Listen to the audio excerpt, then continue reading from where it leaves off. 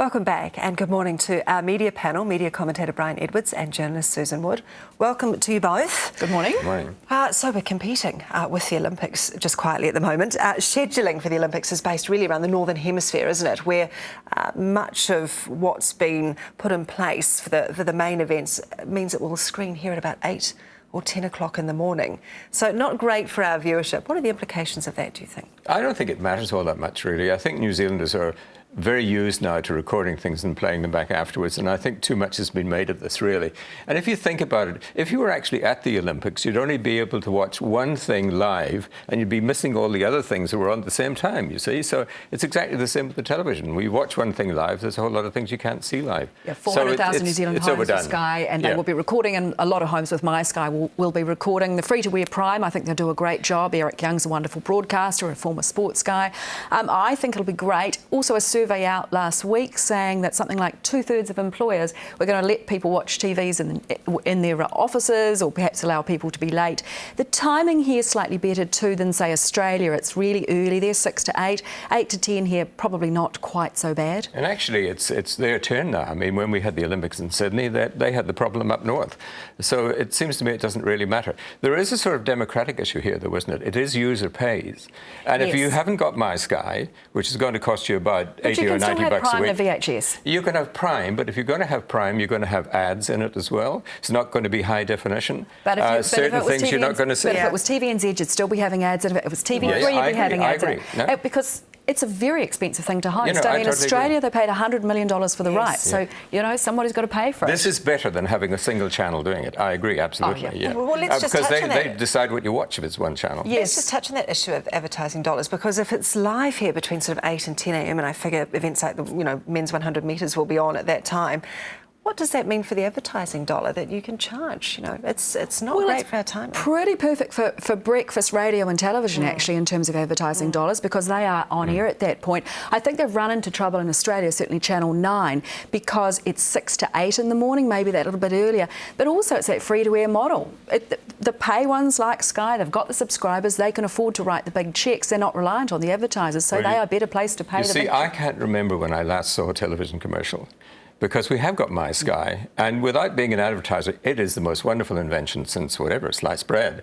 And so I don't watch any ads. But the interesting thing I pre-record everything and get the ads out. But I agree with you, but a lot of people still watch the ads, and the research would say people are still watching ads. Those people are mentally disturbed. That's the only possible explanation. Do you think we love the Olympics as we once did? I mean, I can remember with my nana, just when the Olympics came on, you go to Nana's, sit on the sofa, and we watch the Olympics all day. I don't know, I don't really have that much time these days to do that, but do you think the Olympics will still have that same draw card for us? I think it will in the end, because it's the world's best, and we get to see a whole lot of things like gymnastics that we don't normally get to see. Is that Synchronized swimming. Gymnastics? I love the gymnastics. My favourite is weightlifting. And I'll tell you why, because, I mean, you can see I look like a weightlifter. Yes, you do. But it actually goes back to 1975 when we had the Commonwealth Games in Christchurch, and for the first time we saw weightlifting on television.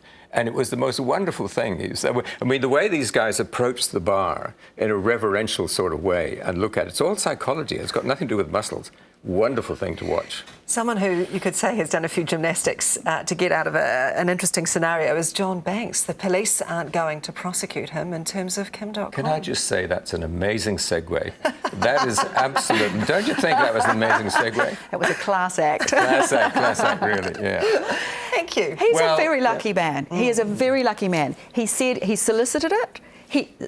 Can I please have the money? At one point, he picked up the envelope. If you gave me an envelope with a cheque in it for $15,000, I think I might remember that, and I think I might know. But how he got out of it, he said, I asked the person, it was a volunteer who did the return, is it right? And she said yes. Well, except that he didn't get out of it. The police decision made no difference whatsoever to his reputation. His reputation was in tatters from the beginning. When he appeared on that interview with Paul Holmes and kept saying he couldn't remember, he didn't know and didn't know, that was the beginning of the end of his reputation. And it was completed when .com. Pardon? Was that John Campbell? No, that was Paul Holmes. Oh, right, OK. He did a similar line. And when .com did his amnesia record, his reputation was finished forever. And I think acts along with it. And, I'm hearing that John may not be standing next election, and all very good, because the Court of Public Opinion will have the final say on that. What do you make of the fact that we just have not seen him? He was quite a public figure, and suddenly in the last month, 6 weeks, he's disappeared. Do you think that's a directive maybe coming from, I don't know, the government? or it could be sheer embarrassment. I mean, who knows Perhaps he really does have amnesia. But I mean, the issue here is actually not about John Banks. The issue is about the need to change the local body electoral law, because it's preposterous that you can say, I think someone made a very good point. He signed this document. Yes. And normally if you sign a document, you're expected to have read that document and to have approved that document. Imagine trying to do that with your tax. Well, I checked. My accountant said it was right, so I've signed it. It's fine, not a problem. You just wouldn't get away with that one. All right, let's have a look at something that was in the Herald on Sunday. I think we've got this. It's a correction that came to the eye of our producer here. It says in a story last week on road fatalities involving people on their way to Tangi, I think that should be Tangi, we said Te Mirahangi George, 52, died in a crash on February 18th. In fact, she survived the crash. The fatality was Joanne Huari, 24, who was in another car. We apologise to both families for any pain or the error caused. That's extraordinary. Well, the original mistake was very serious, obviously, that you get the wrong person alleged to have died. But there's another mistake actually in the text of that, because the person's name is now misspelt, or the first part. It's T-I in one place and it's T-E in another place. So now you have mistakes within a correction. Now, if there's anywhere you should not be making mistakes, it's in a corrections, because now you have to have a new column in the Herald, which is the corrections of the corrections column. That's what you're going to have next, aren't you? Yes. One assumes a correction is correct by its very name. I'd say that's correct.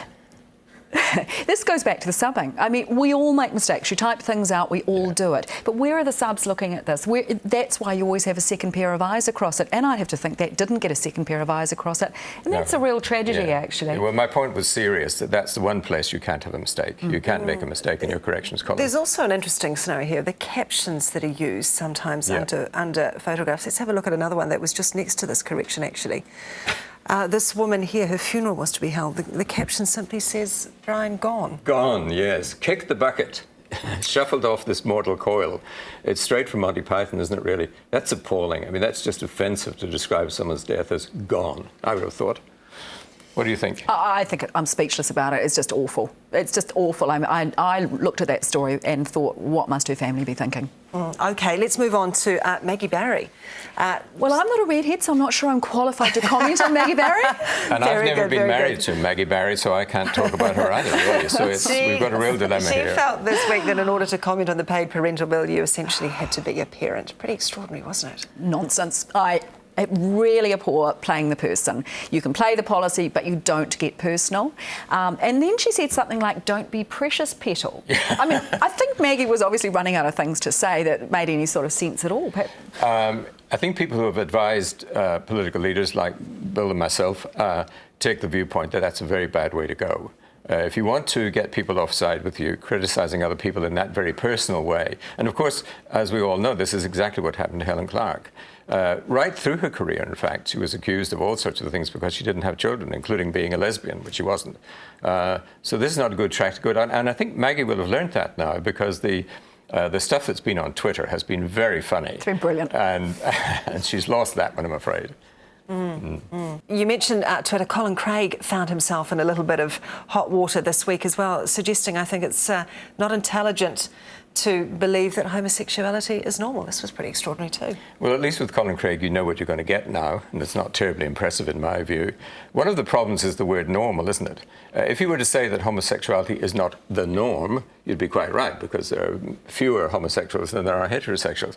But once you start saying it's not normal, more importantly, of course, it goes completely against what we know about homosexuality, that one is born with that condition, and it's not something you suddenly take on in life. What I like about this, though, not Colin Craig's comment, let's be really clear, the fact that Twitter again, as in the Maggie Barry, it was funny. They ridiculed him. They went, it's not normal to be Colin Craig, and off they went. The Twitterverse went off. And it's a wonderful thing that people can have their say, as long as it's not rude or offensive, with a bit of humour around it, and really ridicule those sort of things that are coming out. And we see it in Facebook, and we're seeing it more and more on Twitter. And I think social media really will become much more a part of that political process and the instant feedback you're getting, which is great to hear. I think that's almost the main point now. Politicians are going to have to realise that they have to deal with social media, not just with what's in the newspapers or what's on your television set. It's very significant. We do see that increasingly. We see supposedly tweets coming out from John Key.